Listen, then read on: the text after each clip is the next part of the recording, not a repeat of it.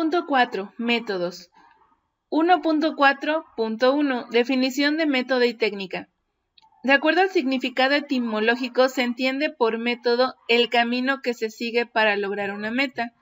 Los diferentes caminos para generar el conocimiento entonces son los métodos. Hay que considerar que para realizar cualquier actividad existe un camino o forma de llegar a lograr el objetivo.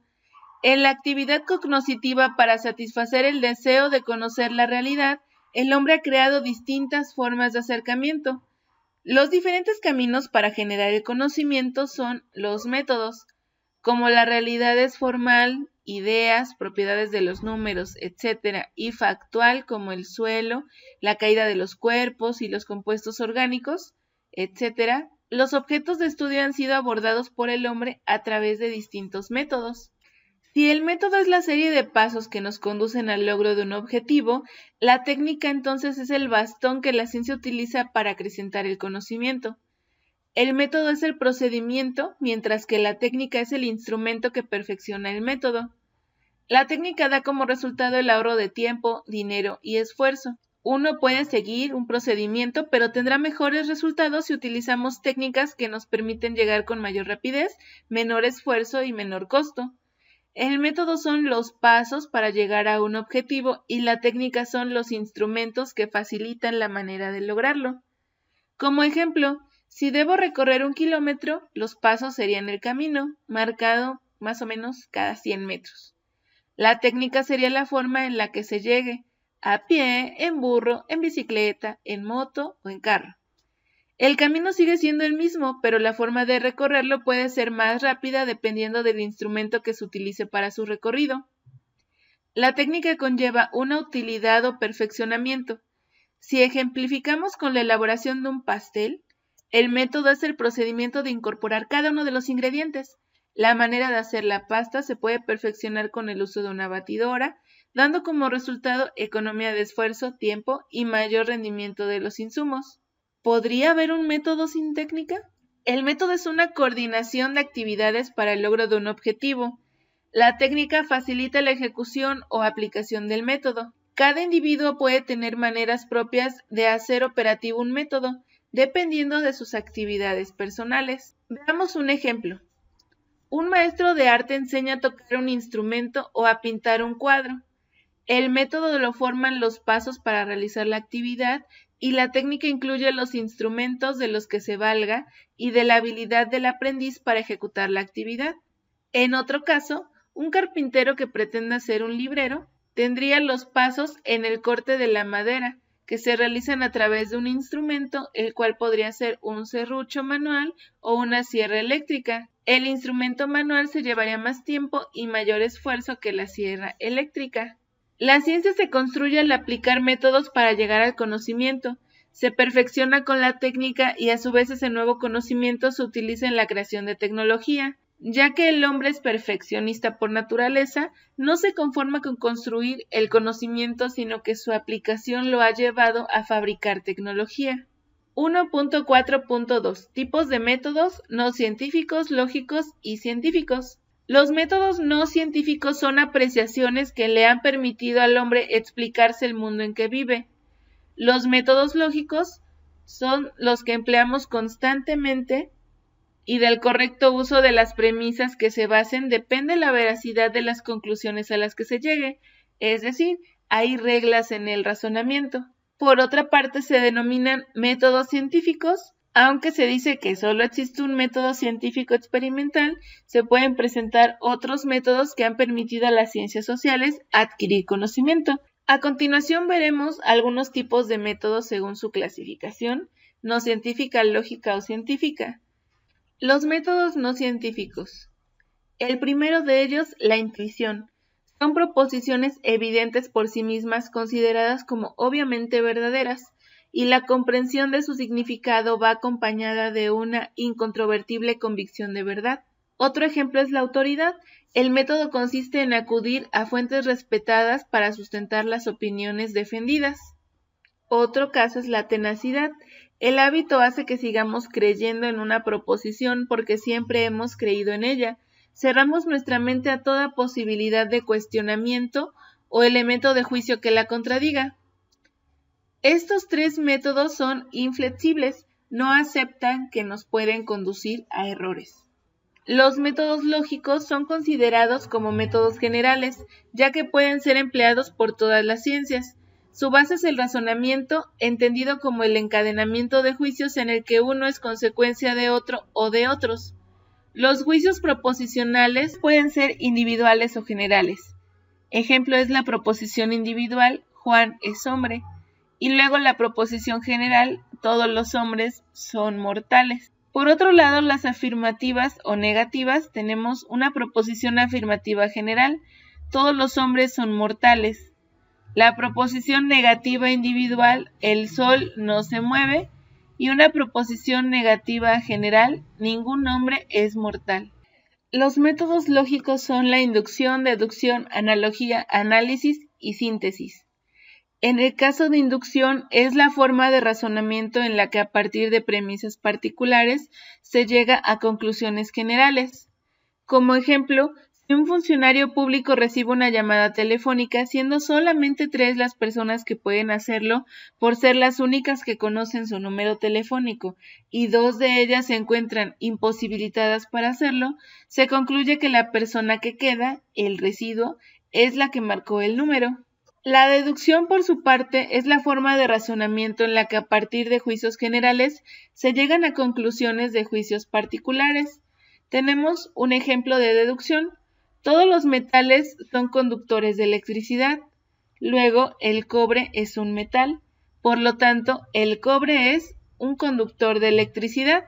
La analogía es la forma de razonamiento en la que a partir de juicios particulares se llega a conclusiones particulares con objetos que mantienen una similitud. Como ejemplo tenemos, si a una persona X le duele la cabeza y se toma una aspirina desapareciendo el dolor, y luego, si a otra persona le duele la cabeza, le administramos el mismo tipo de pastilla que le eliminó el dolor a la primera, consideraríamos que dará el mismo resultado, y supondremos entonces que ambos tienen condiciones similares. Por otra parte, el análisis es la forma de razonamiento en la que se identifican los elementos que componen un todo, su estructura, las partes, las ideas importantes. Es detectar las partes fundamentales de las cosas y buscar su relación con el todo. Como ejemplo tenemos que los niños desarman sus carritos y juguetes, observan las partes y tratan de apreciar su relación con el todo. Por otro lado, la síntesis es el proceso mental en el cual se integran los elementos aislados en un todo y va de lo simple a lo complejo, de la causa al efecto y de las partes al todo. El análisis y la síntesis están íntimamente ligados, pues primero se detectan las partes y después se integran a un todo. Como ejemplo, una vez que los niños identificaron las partes de sus juguetes y cómo se articulan cada uno de ellos con el todo, serán capaces de reconstruir el todo y de armarlo. Los métodos científicos, en cuanto al método experimental, es el método propio de la ciencia fáctica. Consiste en someter el objeto de estudio como variable dependiente a una serie de pruebas o estímulos controlados, llamadas variables independientes, para analizar en un medio controlado su variación. Sobresalen en este método las siguientes características. El fenómeno es provocado, se manipulan las variables para observar las modificaciones en el fenómeno estudiado, el fenómeno es repetible las veces que sean necesarias y se emplea la medición para detectar los cambios en las variables.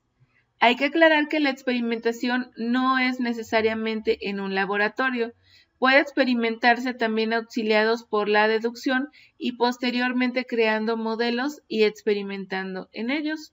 Un ejemplo de esto último es la astronomía. El método dialéctico es el que consiste en oponer una afirmación contraria a la tesis ya existente para encontrar la síntesis o la superación. El método dialéctico fue utilizado primeramente por Aristóteles, presentando la contraposición de las ideas originales con las opuestas para dar paso a la nueva idea. Posteriormente, varios filósofos como Hegel y Marx hicieron su aportación. Carlos Marx lo empleó para explicar la evolución de las sociedades.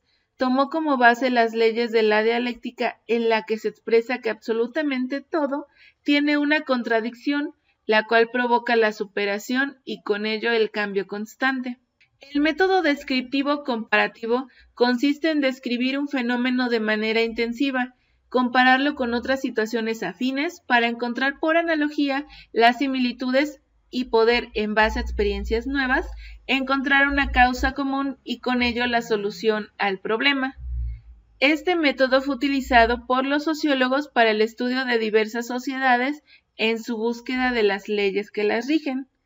Es el método empleado también en las ciencias sociales para tratar fenómenos que no pueden estar sujetos a verificación empírica, dado que el fenómeno es imposible de provocar. Como ejemplo tenemos la guerra, una revolución o la inflación. 1.4.3 Características, etapas y reglas del método científico. El método científico para Lucía Rosas es el conjunto de reglas que señalan el procedimiento para llevar a cabo una investigación, cuyos resultados sean aceptados como validados por la comunidad científica.